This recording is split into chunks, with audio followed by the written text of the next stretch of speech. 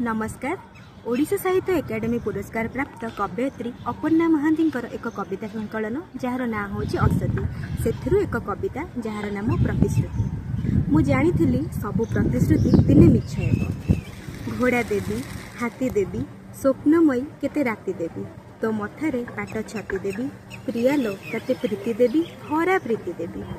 जानी अन्य अनेक लोकों परी तू भी दिने प्रथमे भागीदार देवी यही कौल शब्द मानकर अपमृत्यु बोधहुए से केबे भी आउजी पड़ी नथिली तो प्रतिश्रुति मानकर उपरे जदिओ खंडे दूर जाए तांको हाथ धरी चलवाक खूब भल लगी जीवनर प्रतिटी पहाचरे झुंकी पड़ुवा क्षत विक्षत होता नारीटीए मोठू कौन कहीं बेसी अनुभवी यही प्रतिश्रुतिर आघात को तथापि मिथ्यार छलनार विश्वासभंगर मथारे पाद थापी थापी क्रमागत केउं शिखर को आरोहण करिछि मु फेरी चाहिए केते तले रहिछन्ति सभी क्रमशः केते दुर्बल केते छोट दिसुछु तू। धन्यवाद।